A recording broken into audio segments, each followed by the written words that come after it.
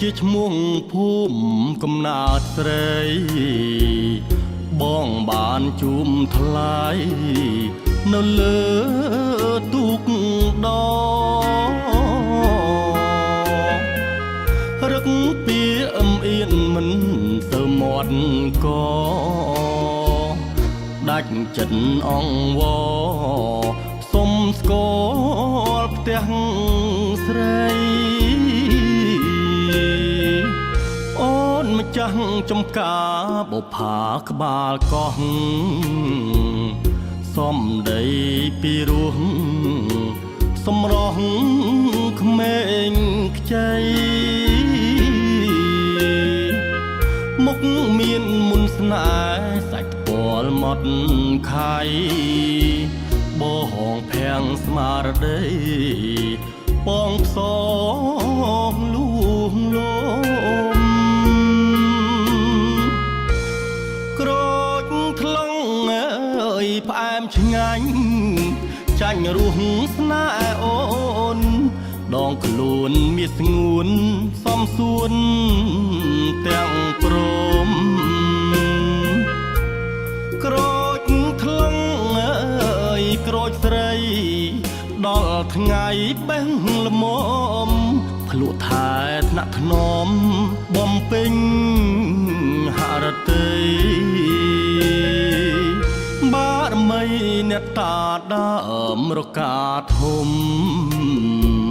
ផ្ទះស្នាំងសហង្គមត្រនំកាំងវៃកងទ្រង់ក៏ស្នេហ៍ជួយធ្វើសាស័យបនទុនចិត្តស្រីប្រណីស្នេហ៍ស្នង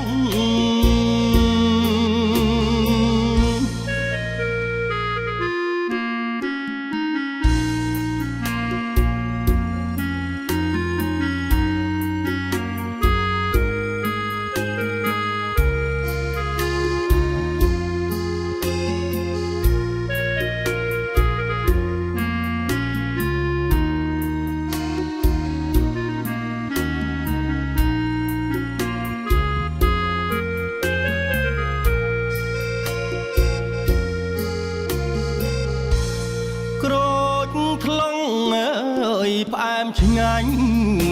ចាញ់រសស្នេហ៍អូនដងខ្លួនមានស្ងួនសំសួនទាំងព្រមក្រូចថ្លង់អើយក្រូចស្រីដល់ថ្ងៃបេះល្មមភ្លក់ថែថ្នាក់ថ្នមបំពេញហរតី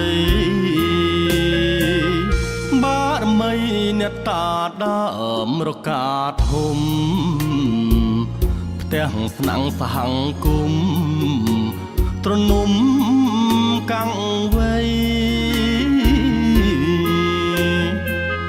កងទ្រង់ក៏ស្នេហ៍ជួយធ្វើសាស័យ